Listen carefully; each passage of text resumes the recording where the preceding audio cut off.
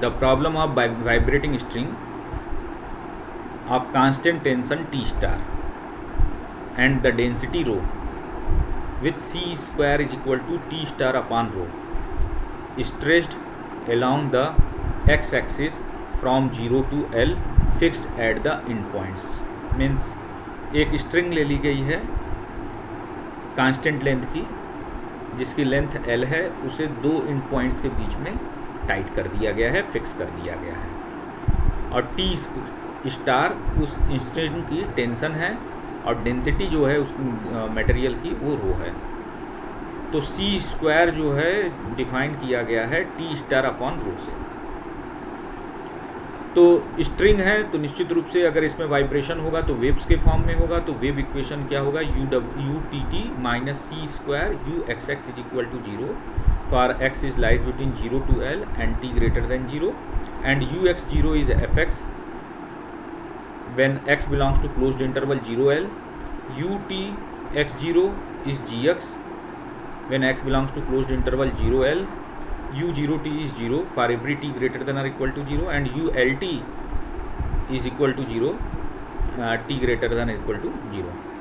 And these are the equation. We assume these are equation. This one is first equation, means your differential equation, and some initial and boundary condition is given. So we assume one by one to be the equation number 7.32, 7.33, 7.33 and 7.34 and 7.3.5. Now we applying variable and separable methods. So we write uxt is equal to xx into tt, and this is a non-zero solution because it is we are assuming non-trivial solution of the differential equation. We are trying to find the non-trivial solution of the differential equation given in 7.3.1. So we substitute in the differential equation. We get the differential equation like this: x t double dash is equal to c square x double dash t. So we separate it.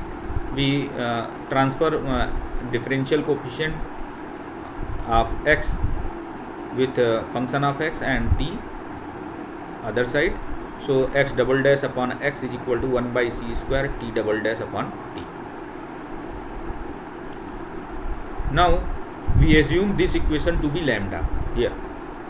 X double dash upon x is equal to 1 by c square t double dash upon t is equal to lambda, where lambda is a separation constant.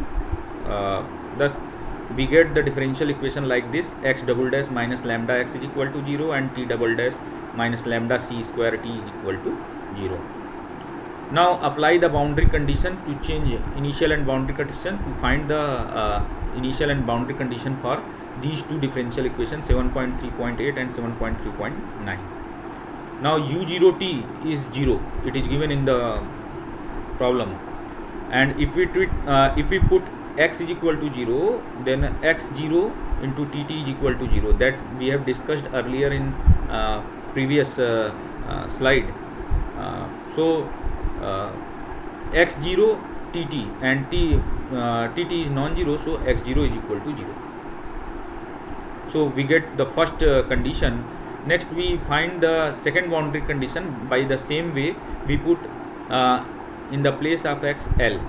So ult is equal to xl, tt is equal to 0, and tt is non-zero for every non-zero value of for every value of t.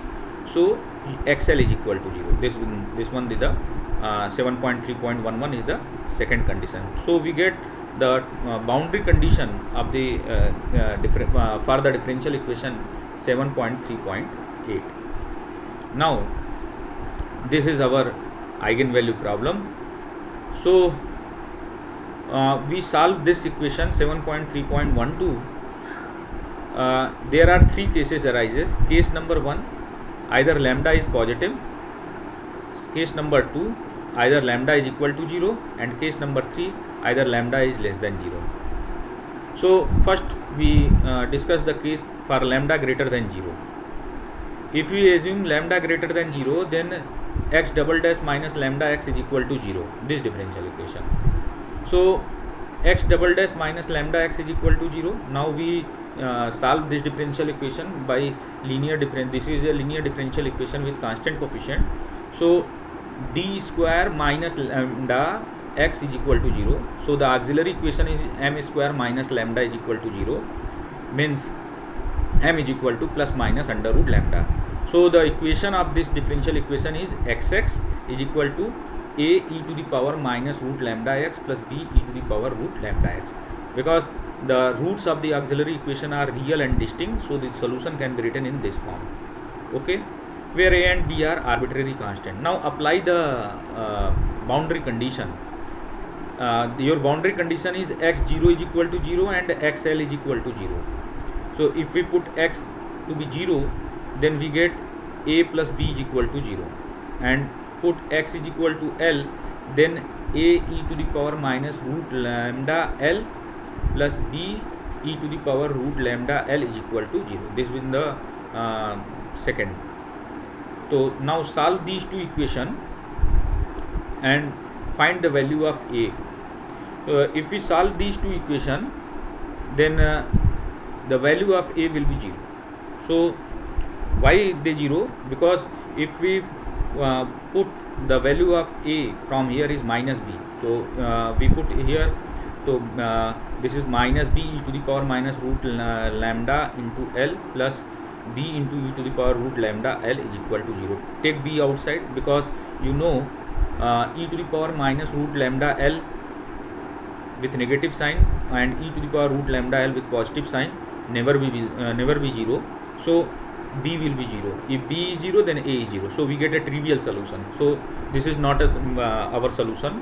Now come on to the second part, case 2. If lambda is equal to 0, if lambda is equal to 0, then x double dash is equal to 0. So if we integrate it, then we get the solution of this differential equation, xx is equal to a plus bx. Now apply the boundary condition. At x is equal to 0, a plus b into 0 is equal to 0, means a is 0. And if a is 0, now applying the second condition, put x is equal to L, then xl is equal to a plus bl, and a plus bl is equal to 0, and you know a is 0, so bl is equal to 0, and you know the length of the string is fixed, so b must be 0. It means a and b both are 0. Again we get a trivial solution of the given differential equation. Now come on to the third case. We have discussed two cases. First one is lambda is greater than 0. Second one, lambda is equal to 0. In both the cases we get trivial solutions. Now come on to the third case, when lambda is less than 0. If lambda is less than 0, it means x double dash minus lambda x become x double dash plus lambda x is equal to 0. And in this case the solution is this is a second order linear differential equation with constant coefficient, and the auxiliary equation is m square plus lambda is equal to 0, means m is equal to plus minus I into under root lambda. It means the roots are complex, so the solution can be written as x is equal to a cos root lambda x plus b sin root lambda x. Minus root lambda x means the concept of I will arise, because lambda is negative, so minus lambda is positive, so it can be written as x is equal to a cos root minus lambda x plus b sin root minus lambda x. Clear है सभी लोगों को?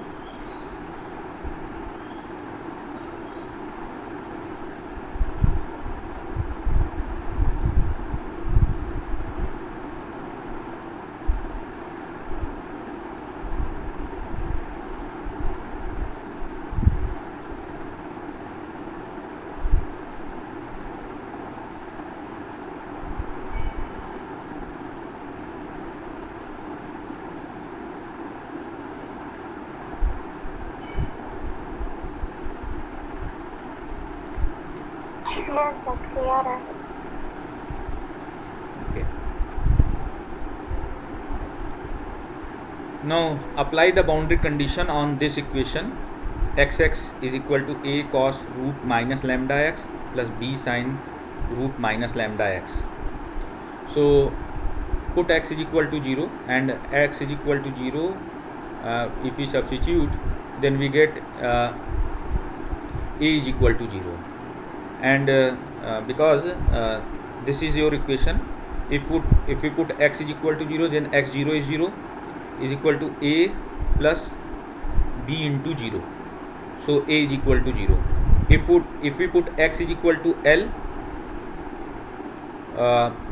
x is equal to L, then x is equal to L, xl is equal to 0. So b sin under root minus lambda L is equal to 0. So we get this equation. Okay, and if b is equal to 0, because the product of two number will be 0, so there are two cases arise, either b is equal to 0 or b is non-zero. If b is equal to 0, then we again get a trivial solution of the given differential equation. So b is non-zero, b is not a 0, because which is not a if b is equal to 0, then there is no solution of this differential equation. So means only trivial solution exists. Now we are trying to find the non-trivial solution of the given differential equation. So we assume b is non-zero. B is non-zero, then sin root minus lambda L is equal to 0. Sin root minus lambda L is equal to 0. It means this will be sin n pi. So for every n, this, and we leave the negative values of n. Okay, because after some step with C, there is no meaning for negative values of n. Now this now square both the sides, we get minus lambda L square is equal to n square pi square. It means minus lambda is equal to n pi upon L square. So if n is negative or positive, then there is no effect on the value of lambda. So these are the n values of lambda, so we call this value to be lambda n. Okay, so these are the eigen values of the given problem. So we substitute the value in the place of root minus lambda n pi by L in the equation. So we get the corresponding eigen function. So xn is bn sin n pi x by L. Now in the similar manner, the second differential equation, you have t double dash minus lambda square minus lambda c square t is equal to 0. We get the solution of this differential equation to be t and t is cn cos n pi c by L t plus dn sin n pi c by L t, where cn and dn are arbitrary constant. उसी तरीके से जैसे अभी हमने x वाले के case के लिए फाइंड किया, उसी तरीके से आप t वाले केस के लिए भी फाइंड कर सकते हैं बड़े आसानी से, उसमें कोई दिक्कत नहीं होगी। थोड़ा कैलकुलेशन करेंगे तो आ जाएगा। तो जो सॉल्यूशन होगा वो xn इंटू टी एन होगा। तो xn इंटू टी एन है, xn आपका ये है, हमने अभी ऊपर निकाला था, an cos n pi c by L into T and dn sin n pi c by L into T, और ये हमारा tn है, और xn का सलूशन हमने निकाला था sin n pi x by L. तो इन दोनों के प्रोडक्ट के रूप में लिखा जाएगा। तो चूँकि आपको मालूम है इसके साथ bn का भी कोफिशिएंट था, क्योंकि xn क्या है, bn into sin n pi x by L, और यहाँ है cn और dn, तो उसको हम लोगों ने सब्स्टिट्यूट करके स्मॉल a स्मॉल bn का नाम दे दिया। So the complete solution is an infinite series uxt, which is summation n is equal to 1 to infinity an cos n pi c by l into t plus bn sin n pi c by l into t into sin n pi x by l. This is the complete solution of the given differential equation. Now अब हम लोग कुछ और चीज़ें इसमें discuss करेंगे।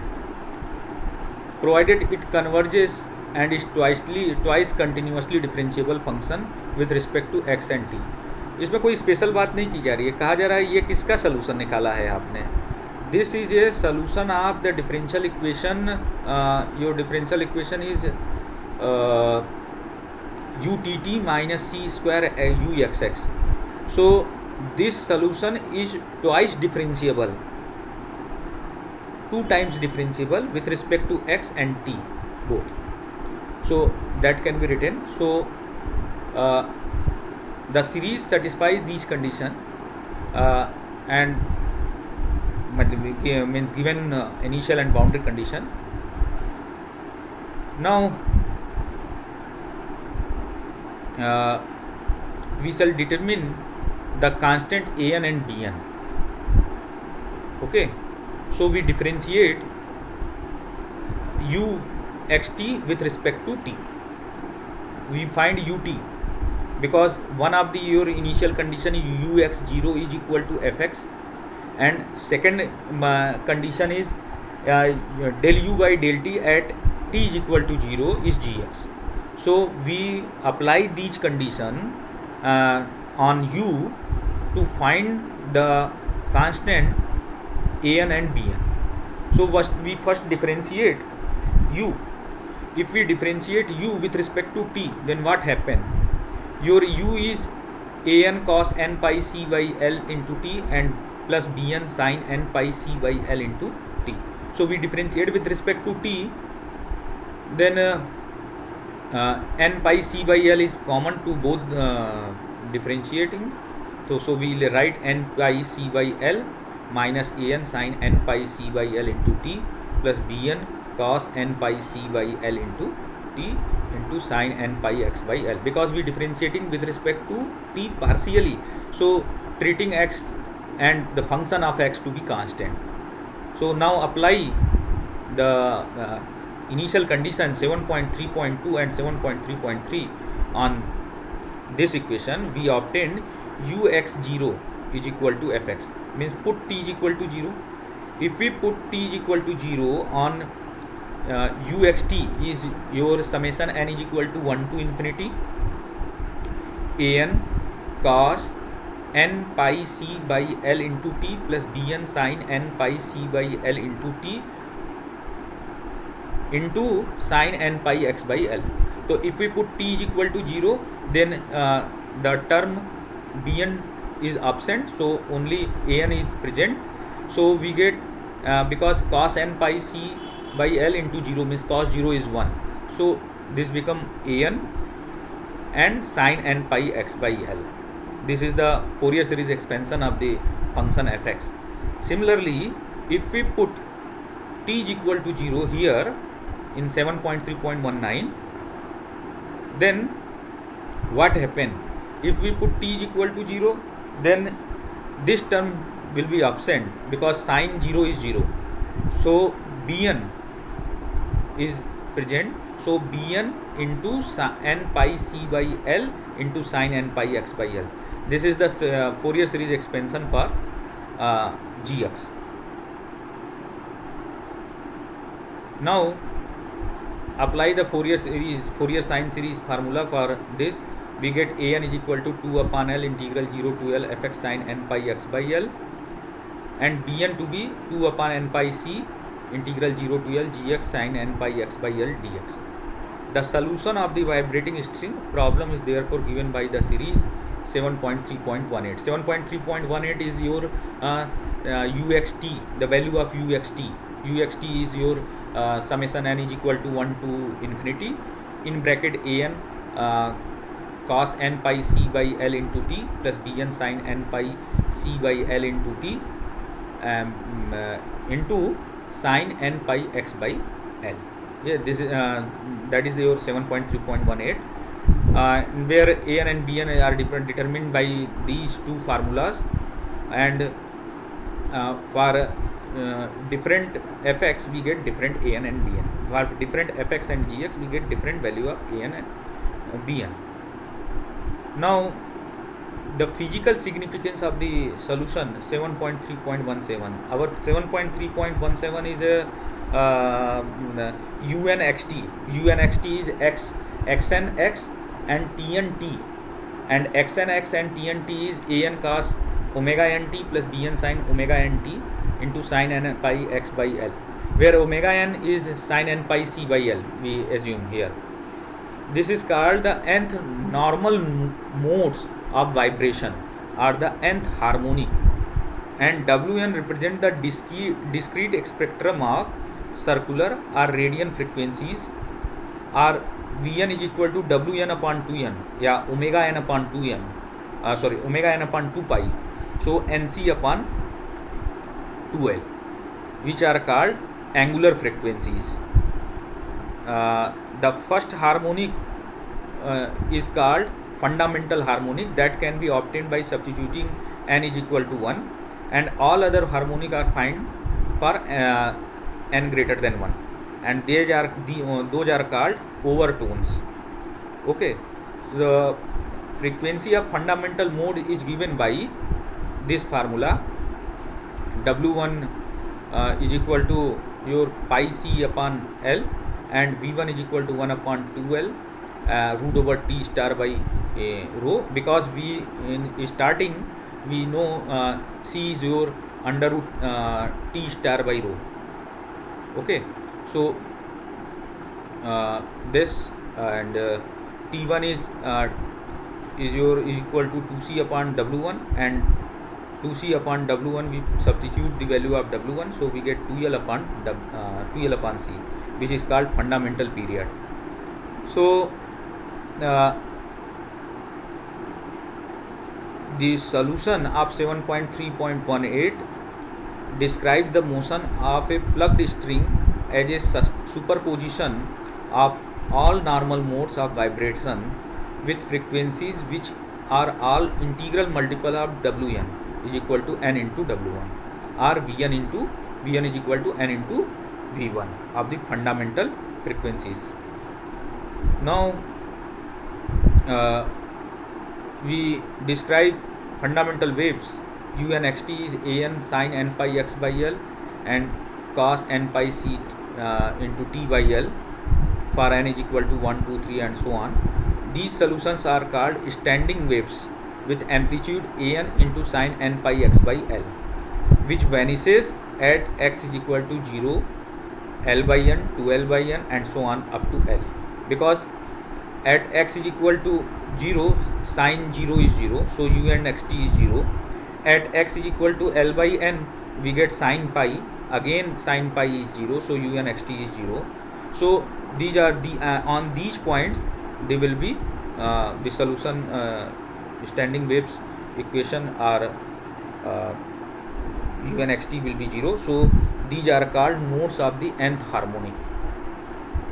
The string displays n loops separated by the nodes as shown in the figure 7.3.1. we show you the figure. This is the figure. This is the first fundamental harmonic, and for n is equal to 2, n is equal to 3 there are other frequencies. So it follows from the elementary trigonometric function 7.3.25. This equation takes the form unxt is equal to 1 by 2 sin n pi by l into x minus ct plus sin n pi by l x plus ct. How to find this? We multiply 2 and divide by 2 to 2 sin a cos b. So apply the formula for 2 sin a cos b, we get this. This shows that the standing wave is expressed as a sum of two progressive waves of equal amplitude traveling in opposite directions. This result is in agreement with the D'Alembert solution. Okay, because one is moving in x minus ct and other one is x plus ct, so they are in opposite directions. Finally हाँ बोलो, any question? Finally we can write the solution of the nth normal modes in the form unxt is equal to cn sin n pi x by l and cos n pi c t by l minus epsilon n, where cn is under root an square plus bn square and tan epsilon n is Bn upon An. So this solution represents transverse vibration of the string at any point x and at any time t with amplitude Cn sin n pi x by L and circular frequency Wn is equal to n pi c by L. This form of the solution enable us to calculate the kinetic and potential energy of the transverse vibrations. And the total kinetic energy is obtained by integrating with respect to x from 0 to L. We get total kinetic energy integral 0 to L. The formula for total kinetic energy for a vibrating string is 0 to L 1 by 2 into rho. Rho is the density and del u by n by del t square into dx. This is the total kinetic energy. And similarly, the total potential energy is the formula for total potential energy is obtained given by this. This is your Vn is equal to 1 by 2 into T star integral 0 to L del u n by del x n square into dx. So substituting 7.27 in 7.28 and 7.3.29, 7.3.28 and 7.3.29, we gives you the value of Kn. Similarly, we can find Vn, the value of Vn. So the total energy is kinetic energy plus potential energy, that is 1 by 4 rho L into Wn into Cn square, which is constant. So the total energy is proportional to square of the circular frequency and to the square of the amplitude, because Wn and Cn square. So finally, the total energy of the system is given by E is equal to summation n is equal to 1 to infinity En. So we sum it this expression. So 1 by 4 rho L into summation n is equal to 1 to infinity Wn square into Cn square. Because each En is constant, so E is also constant. And this is the uniqueness theorem that can be frequently used. When you find the solution of the vibrating string, then your solution will be unique or not. You can check with the help of this uniqueness theorem. That is not the part of your not written in your syllabus, but some entrance examination like UGC net or CSIR net, you can there are problem based on them. You check with the help of this equation to clarify the given wave equation have unique solution or not. So this is the wave equation, your UTT c square uxx is equal to 0 for x lies between 0 and L and t is greater than 0, and these are the initial conditions for t at t is equal to 0 degree, and the boundary condition are given by this. So uxt is your twice continuously differentiable function with respect to x and t. Okay, so I will stop